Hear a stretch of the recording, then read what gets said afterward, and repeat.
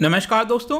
Recently import और export का data release किया गया था सरकार के द्वारा, जिसमें यहां पर गोल्ड इंपोर्ट को लेकर थोड़ी सी चिंता बढ़ गई है, क्योंकि बड़ी मात्रा में आप देख सकते हो 471% का उछाल आया है मार्च के महीने में।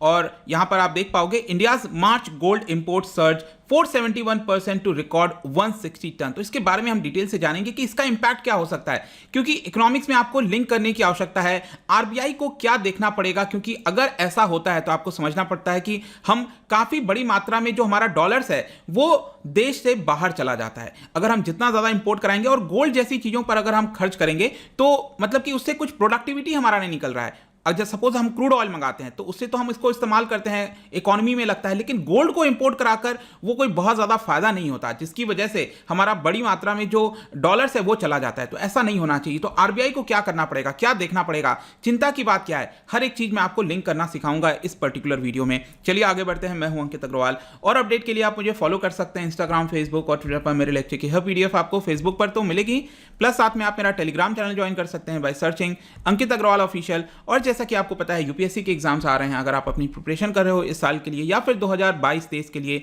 आप हमारे यूपीएससी कोर्स को ज्वाइन कर सकते हैं, जहां पर आपको हर एक चीज स्टैटिक, करंट सब कुछ एक जगह उपलब्ध करा दिया जाता है। चलिए यहां पर देखते हैं एग्जैक्टली हुआ क्या है, व्हाट हैज हैपेंड। तो इंपोर्ट एक्सपोर्ट का डेटा मार्च महीने का सरकार के द्वारा रिलीज किया गया, और ये जो डेटा होते हैं उसमें एक बहुत इंपॉर्टेंट चीज जो मैक्रो इकोनॉमिक डेवलपमेंट है वो हमें देखने को मिलता है। तो यहां पर जो गोल्ड इंपोर्ट बहुत तेजी से बढ़ा है, मतलब बाहर के देशों से जो हम गोल्ड इंपोर्ट करा रहे हैं, मंगा रहे हैं, वो बहुत ज्यादा इंक्रीज हो गया है। आप देख सकते हो मार्च के महीने में 8.4 बिलियन डॉलर, जी हां, सिर्फ और सिर्फ मार्च 2021 के महीने में 8.4 बिलियन डॉलर के वर्थ के गोल्ड हमने बाहर से मंगाए हैं। और ये मैं आपको बता दूं एक सिंगल मंथ में सबसे हाईएस्ट आंकड़ा है 2012-13 के बाद से। जी हां, 12-13 के बाद से ये सबसे हाईएस्ट आंकड़ा है। और 2012-13 एक बहुत ही इंपॉर्टेंट वर्ष था, मैं आपको इस वीडियो में बताऊंगा। टेपर, टैंट्रम और इस तरह के वर्ड्स आपने सुने होंगे, डोंट वरी, मैं आपको इसके बारे में समझाऊंगा कि क्या लिंक बैठता है 2012-13 और इस समय में।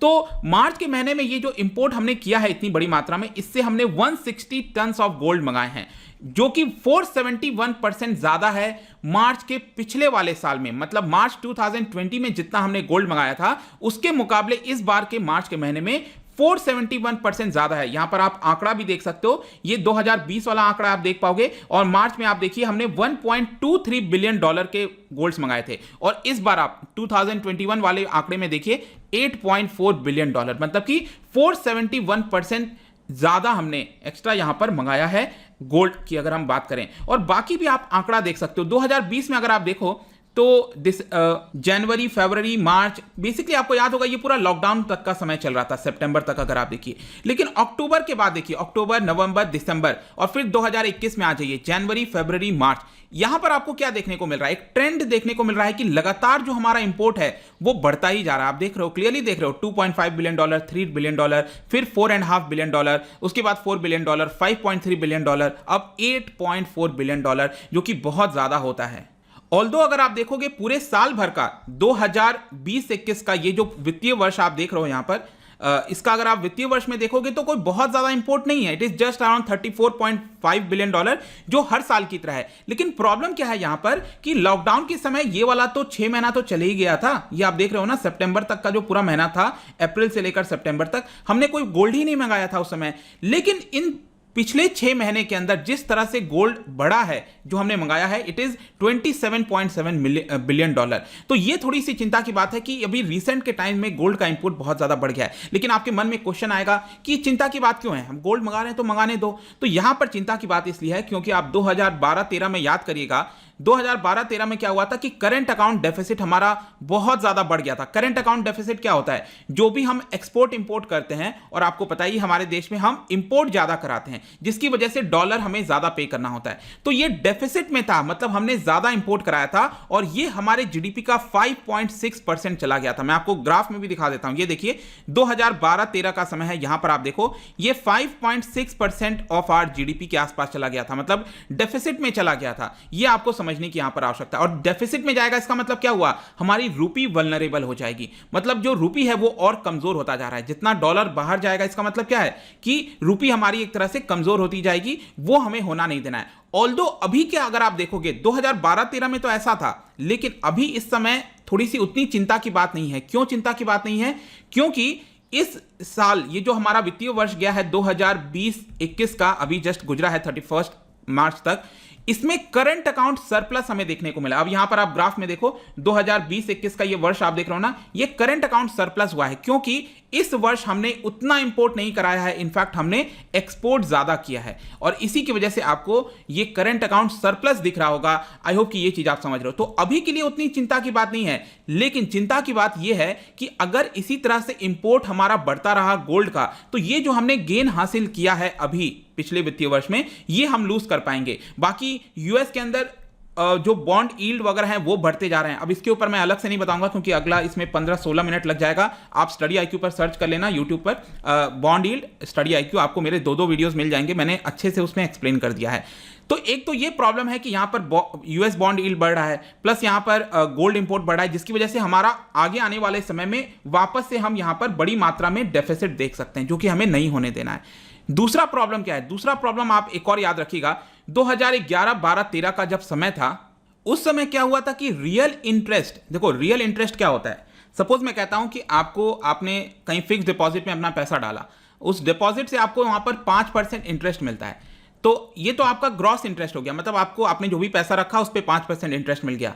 रियल इंटरेस्ट ये होता है कि जो इस समय इकोनॉमी के अंदर इन्फ्लेशन है, सपोज मैं कहता हूं इन्फ्लेशन इस समय 4% है, तो रियल इंटरेस्ट कितना होगा? ये होगा आपका 1%, मतलब एक्चुअल में फायदा आपको कितना हो रहा है? जस्ट 1% का, नॉट 5%। वही सपोज मैं कहता हूं कि अगर जो इन्फ्लेशन है इकोनॉमी के अंदर वो आपका इस समय 8% के आसपास है, मतलब कि आपको इंटरेस्ट मिल रहा है सिर्फ 5%, लेकिन इन्फ्लेशन कितना है? 8%। इसका मतलब आपकी रुपए की वैल्यू तो घट रही है ना। इन्फ्लेशन क्या करता है? आपके रुपए की जो वैल्यू है वो एक्चुअल में कमजोर करता है। तो यहां पर रियल इंटरेस्ट कितना हुआ? वो -3% हो गया, मतलब आपको एक तरह से घाटा हो रहा है।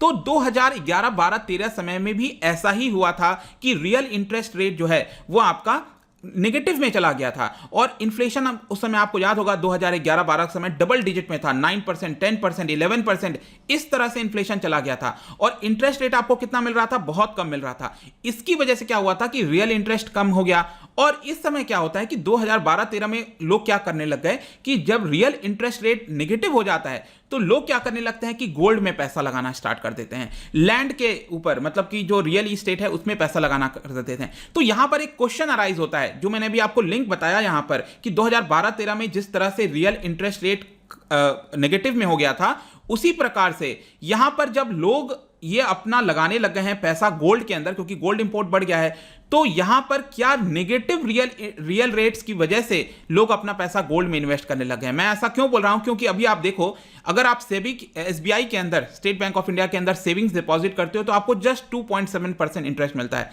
एक साल का डिपॉजिट करते हो तो 5% मिलता है। लेकिन पिछले साल जो एवरेज इन्फ्लेशन है, आपको याद होगा, ये 6% चल रहा था। इसका मतलब क्या हुआ? इंटरेस्ट आपको कम मिल रहा है, इन्फ्लेशन ज्यादा है, मतलब कि रियल इंटरेस्ट रेट नेगेटिव हो गया था पिछले साल। इसकी वजह से यहां पर क्वेश्चन अराइज होता है कि क्या यह कारण है जिसकी वजह से लोग अपना पैसा गोल्ड में लगा रहे हैं? क्योंकि 2012-13 में भी ऐसा ही हुआ था कि लोग अपना पैसा गोल्ड, लैंड, इस तरह से चीजों में इन्वेस्ट करने लग गए थे। लेकिन यहां पर आपके मन में एक और सवाल आ सकता है कि लोग अपना पैसा गोल्ड और लैंड में क्यों लगाने लग जाते हैं? जब भी रियल इंटरेस्ट रेट कम हो जाता है, नेगेटिव में चला जाता है, तो लोग अपना इधर क्यों करते हैं? क्योंकि लोगों को अपना पैसा बचाना है। अगर लोग के पास, अगर सपोज मैं कहता हूं आपके पास 1000 रुपए रखा है और 10 साल तक आप उसको अपना 1000 रुपए ऐसे ही रखे हुए हो, तो क्या उसको कोई फायदा होगा? आपका नहीं होगा। तो लोगों को लगता है कि अगर हम गोल्ड के अंदर इन्वेस्ट करेंगे, लैंड में करेंगे, तो यहां पर प्रॉपर्टी के रेट्स बढ़ जाएंगे, गोल्ड के रेट जो है रिसेशन वगैरह के समय बढ़ जाते हैं। इसकी वजह से कहीं ना कहीं लोगों को ऐसा लगता है कि गोल्ड में लगाना सही होगा और इसी की वजह से ये थोड़ी सी चिंता की बात है। अगर लोग इसी माइंडसेट से हो जाएंगे, ये पूरा साइकिल सा बन जाएगा और यहां पर लोग अपना पैसा गोल्ड, लैंड, और लोग खरीदना भी स्टार्ट कर देते हैं, कंजम्पशन भी लोगों का स्टार्ट हो जाता है। अब इसका भी लिंक समझो आप, सपोज लोग अपना कंजम्पशन अभी कर लेंगे क्योंकि लोगों को लगेगा इन्फ्लेशन ज्यादा है, 10 साल के बाद में अगर मैं अपने 1 लाख रुपए को खर्च करूंगा तो कोई बहुत फायदा नहीं होगा। इससे अच्छा है कि आज ही के डेट में मैं 1 लाख रुपए खर्च कर देता हूं, एटलीस्ट उस पैसे से मैं काफी सारी चीजें खरीद पाऊंगा, तो कंजम्पशन बढ़ जाता है। इसका मतलब क्या हुआ, लोग अपना कंजम्पशन बढ़ा रहे हैं, मतलब लोग अपना सेविंग्स कम कर रहे हैं। सेविंग्स का मेरा मतलब है कि लोग अपना पैसा जो है शेयर मार्केट में डालने के बजाय या फिर बैंकों में डालने के बजाय लोग अपना पैसा इस तरह की चीजों पर इन्वेस्ट कर रहे हैं, लैंड में, गोल्ड में, जिसका कोई फायदा नहीं है। इकोनॉमिक प्रोडक्टिविटी थोड़ी होती है उसमें। गोल्ड में अगर आप इन्वेस्ट करते हो तो क्या इकोनॉमी को कोई प्रोडक्टिविटी होती है? नहीं होती है। डेड इन्वेस्टमेंट एक तरह का होता है, राइट। तो यहां पर अब इससे प्रॉब्लम क्या होती है आप समझो, लोगों का इस तरह के चीजों पर कंजम्पशन बढ़ गया और सेविंग्स कम हो गया। अब सेविंग्स अगर कम हो जाएगा तो जो कंपनीज हैं, जो इन्वेस्ट करते हैं, जो फैक्ट्रीज हैं, वो पैसा कैसे बोरो करेंगी? आखिरकार वो बोरो कैसे करती हैं? जब आप सभी लोग कंज्यूमर्स अपना पैसा बैंकों में जमा करते हैं। अब जब लोग बैंकों में अपना वो वाला पैसा जमा नहीं करें क्योंकि लोगों को लग रहा है कि मुझे इंटरेस्ट रेट कम मिल रहा है बैंक से, तो यहां पर क्या होगा, बैंक के पास कम पैसा आएगा। बैंक के पास कम आएगा मतलब जो बिजनेसेस हैं, जब वो बोरो करने जाएंगे सभी बिजनेस, तो उनको दिखेगा यहां पर कम पैसा है, तो यहां पर इंटरेस्ट रेट बढ़ जाएगा।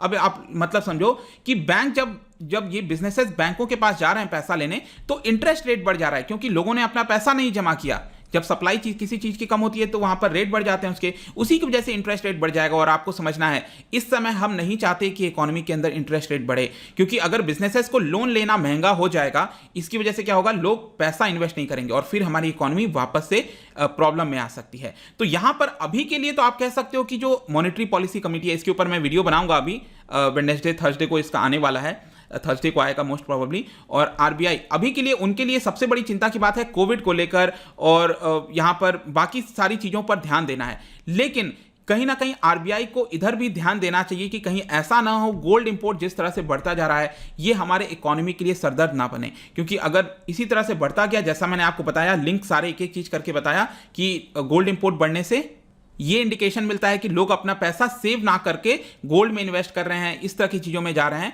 उसकी वजह से बैंकों के पास कमी आ जाएगी, सप्लाई कम हो जाएगा पैसे का, और बैंक के पास कमी आएगी मतलब इंटरेस्ट रेट बढ़ जाएगा इकोनॉमी के अंदर। मतलब बिजनेस जब अपना बोरो करने जाएंगे बैंकों से तो वो महंगा हो जाएगा वो पैसा, जिसकी वजह से वो इन्वेस्ट नहीं कर पाएंगे, और ये हमारी इकोनॉमी के लिए सही नहीं होगा। तो ये था आपका गोल्ड इंपोर्ट का जो सर्ज हुआ है, उसका जो एनालिसिस था बेसिकली, वो मैंने आपको यहां पर समझाने की कोशिश की। जाने से पहले एक इंटरेस्टिंग आपके लिए क्वेश्चन लेकर आया हूं। यहां पर आपको पता है कोई भी देश के पास डेट होता है, मतलब जो भारत के अंदर लोग बोरो करते हैं, राइट, इजंट इट? अभी तो बोरो करते हो, सरकार बोरो करती है। तो एक होता है इंटरनल डेट, दूसरा होता है एक्सटर्नल डेट। इंटरनल डेट का मतलब हम देश के अंदर ही बोरो कर रहे हैं, एक्सटर्नल डेट का मतलब है कि विदेशों से बोरो कर रहे हैं। तो यहां पर आपको बताना है कि जो विदेशों से हम बोरो करते हैं, इंडियाज एक्सटर्नल डेट, इसमें हम कई जगह से बोरो करते हैं। मल्टीलैटरल डेट होता है, बाईलैटरल होता है, दो देशों के बीच में, एक्सटर्नल कमर्शियल बोरोइंग्स होता है, एनआरआई डिपॉजिट्स होता है। तो ये हमारे लिए तो डेट हो गया ना, हमें तो पेमेंट करना है वापस आगे फ्यूचर में। तो इसको सबसे ज्यादा डेट हमारा किसमें है, आपको डिक्रीजिंग ऑर्डर में इसको अरेंज करना है। इसका जो राइट आंसर है आपको पता ही है कि मेरे इंस्टाग्राम पर तो आपको मिलेगा ही। अगर आप सोशल मीडिया इंस्टाग्राम यूज नहीं करते कोई बात नहीं, टेलीग्राम से आप इसका राइट आंसर ले सकते हैं। मैं कई सारे एमसीक्यूज यहां पर डालता रहता हूं स्टोरीज के फॉर्म में, आप जाकर प्ले कर सकते हो। अगर आप मुझसे इकोनॉमी पढ़ना चाहते हैं, कोई भी कोर्स परचेज करना चाहते हैं, स्टडी IQ ऐप पर जा सकते हैं। आई होप कि वीडियो आपको पसंद आया होगा। मिलता हूं आपसे next time, till then thank you very much, see you soon.